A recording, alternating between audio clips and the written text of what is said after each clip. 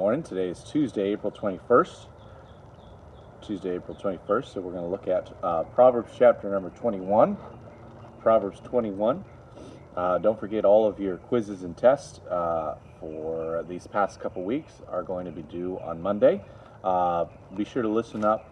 Mr. Raymond should be sending out information as far as the plans for the rest of this year as well. What we're planning on doing in lieu of all the coronavirus and different things. So, but be sure you're looking at all of your communication channels through email and different things. He'll be sending something out here a little bit. We're looking at Proverbs chapter number 21. We're going to go through several different verses. Look at this. First of all, verse number 2, we see every way of a man is right in his own eyes, but the Lord pondereth the hearts.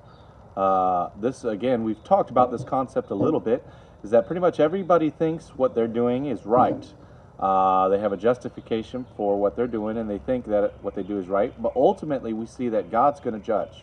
It says, every way of a man is right in his own eyes, but the Lord pondereth the hearts. He dwells on our heart. He thinks about it. He knows exactly what's going on. There's a phrase, you might have to think about it a little bit when I say it, but it makes sense. You can fool some of the people all the time. You can fool all the people some of the time, but you can't fool all the people all the time. I'll say that again. You can fool some of the people all the time. You can fool all the people some of the time, but you can't fool all the people all the time. Meaning this, no matter what, there's always going to be someone that sees right through you. Whether it be your parents, whether it be family members, whether it be your siblings, they're going to be able to see right through you, and God's going to be able to see exactly who you are. The Lord pondereth the hearts. Move down to verse number 8. It says, the way of a man is froward and strange. Now, let's look at this verse, because remember, we defined the word froward. You remember what the word froward means? Think about that. Froward, we defined it. And I want you to remember this if you will, this a word, and I want you to remember this definition because it comes up so much in the book of Proverbs. Froward. When we think of froward, you should be thinking crooked. You should be thinking someone who's ungovernable, someone who's not willing to yield or comply to authority. That's what the word froward means. Okay? So when it says the word froward, you should be thinking all those things. Ungovernable, unwilling to yield or comply. They have to do it their way. So we see the way of a man is froward and strange, meaning the natural way, the way that he's inclined to go, that he wants to go. But as for the pure, his work is right. His work is right. Another term we talked about says, when the scorner is punished, the simple is made wise. What is the scorner? We didn't talk about this one too much. We've just kind of briefly gone over it. But we see the scorner is an outright rebel. The scorner is someone who is always constantly against their authority. They're never right with them. They're always doing something against them. They're always trying to be disrespectful. And even when it's not to their advantage, they're looking for ways to just go against their authority. They do it just simply to do it out of fun, because that's what they're inclined to do. Even if it doesn't help them in any way, shape, or form. They always want to go against the people that God placed over them, whether it be their parents, their teachers, their spiritual authority, any individual, whether it be civic authority, officers and individuals like that. Scorners constantly just want to go against them. Why? Because they're in authority over them. Notice what it says, when the scorner is punished, the simple is made wise. See, what happens is the simple individuals are kind of the ones that are on the fence, if you will, a little bit. They could go towards the foolish and scorning, or they could go towards the wise. And what takes place is the simple is kind of looking to see which direction they want to go, and the simple says, oh, wait a minute, the scorner is the one being punished. I don't want to go in that direction, so they choose wisdom. When the scorner is punished, the simple is made wise, and when the wise is instructed, remember what is instruction? Instruction is helping us see what those guardrails are. If we're going off the wrong path, instructions tells us to go back on the right path. It's a reminder to get back on where we need to be. Okay? So when the wise is instructed, he receiveth knowledge. Why? Because he actually listens to it. And he's going to actually apply it to his life. That's what the the scorner does. Let's continue to move down. He that loveth pleasure shall be a poor man. He that loveth wine and oil shall not be rich. I want you to notice that. He that loveth pleasure shall be a poor man. Loveth pleasure. What we're referring to is someone who has a desire so strong that they set aside every other priority in order to make sure that their pleasure is satisfied. Are there different things that you remove from your life, that you set aside in your life, so that way you can satisfy the pleasure that you have?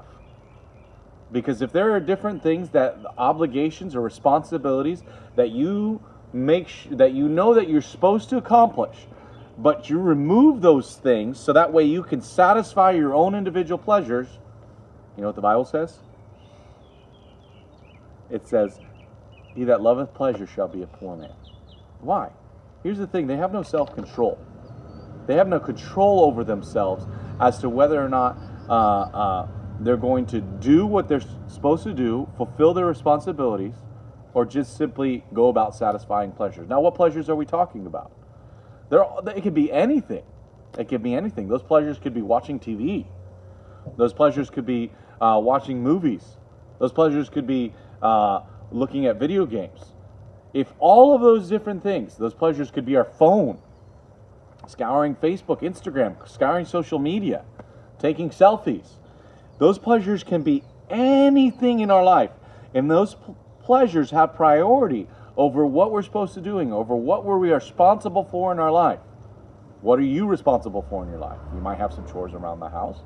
You're responsible for doing your videos. You're responsible for taking care of your school work. You're responsible for different things in your household. If the things that you put in front of those responsibilities, you know what the Bible says? That if you continue down that track, you are going to end up poor the rest of your life. And the reason being is because you will have no self-control. Your desires that you have in your own personal life are going to take priority, and your responsibilities are going to take a back seat, and you're going to find yourself wanting, ultimately, you're not going to have food on the table. You're not going to have a place to live. You won't have a roof over your head because your pleasures are going to have those desires over you. It says, he that loveth wine and oil shall not be rich. And those are some of the desires, some examples that it's talking about. Wine and oil. First of all, wine. We saw it yesterday. Wine is a mocker, strong drink is raging, and whosoever is deceived thereby is not wise. Basically what happens is wine lowers our inhibitions, which our ability to judge different things as far as things that we should do and things that we shouldn't do. And as a result, we're going to be deceived by it if we ingest it, if we take it in. And like I said, the world tries to tell you that all these different things are okay, it's fine, and all these different things, but it's false. They're lies from Satan. Because none of the commercials show you the family that's wrecked. None of the commercials show you the individual that's wrapped around the pole. None of those individuals show you the red lights that are running, that are the cars that are hitting people that have died because somebody was under the influence. Nobody shows you those things. The commercials don't show you those things because they want you to buy it. See that? They don't show you the person that has to end up in prison for the majority of their life because they didn't have the right judgment. Their inhibitions were lowered and they beat someone to death. They don't show you any of those things. See? Wine and all those different things, oil. But we're talking about he that loveth wishes shall be a poor man. Let's continue. Verse number 23. I think this is a good one. Whoso keepeth his mouth and his tongue keepeth his soul from troubles. Keepeth his mouth and his tongue. Man, that's a big one. Remember, we've already talked about the fact that we should listen twice as much as we talk. Why? Because we have 2 ears, 1 mouth. Okay? Should listen just as listen just as much, twice as much as we talk. And what's going to happen is many times our mouth tends to get us in trouble because we'll say things before we think, and as a result, we get ourselves in a whole lot of trouble. So a lot of times what we do is we say things that we don't mean. We say things that we don't intend or don't want to say, but in the heat of the moment, in the midst of doing something, and because we're angry, because we're mad, because we think we need to get something out, it gets us in a whole lot of trouble. We make sure we guard our tongue, we guard our mouth. Listening twice as much as we talk. We need to make sure we think about what we say before we actually say it. Because remember, once you take something out, once you send something out of your mouth, really there's no taking it back. The Bible says, not the Bible says, but many people say the words are like toothpaste. What happens to toothpaste? You can squeeze toothpaste out, but it's going to be a whole lot more difficult to retract it once the toothpaste is out. Very difficult. I don't suggest trying it. Verse number 25. The desire of the slothful killeth him, for his hands refuse to labor. Let's look at that word slothful again. We've talked about slothful. Slothful is an individual who is habitually lazy. He's a bum. Bible talks about someone who turneth on his bed like hinges. Okay? Basically, he just rolls back and forth. He doesn't want to get up. We talked about the slothful doesn't harvest, doesn't do the things that he needs to in order to get what he needs in the future. He is a lazy bum.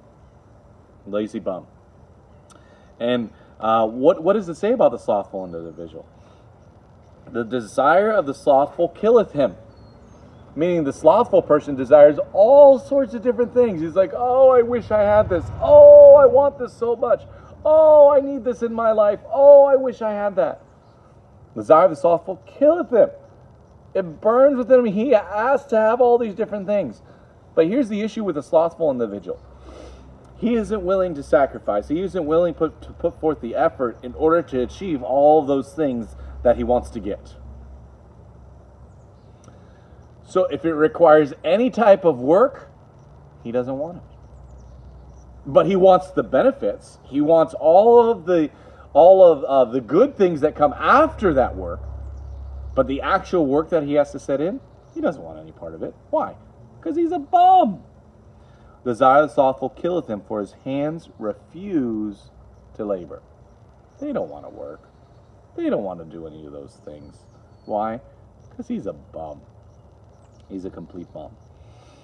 We see a lot of different things found in this chapter. I wanted to highlight some of the different words that we've talked about in this chapter. We talked about the word froward. Remember the word froward, where it means crooked, ungovernable, not willing to comply to authority. Talked about scorner, the individual who's an outright rebel. We talked about his characteristic. Basically, individuals who always want to go against authority, even when it's to their advantage. They don't want anything to do with that. We also talked about keeping our mouth. Make sure we guard our tongue. And we also talked about the slothful, someone who's habitually lazy, someone who is a complete bum. And they want all the benefits of being responsible, but they don't want to put forth the effort and the work. Make sure you read through Proverbs chapter number 21 a couple different times, several different times this morning, so that way you can look at the truths that are found in it and apply it to your lives, and you can gain wisdom. Have a good day.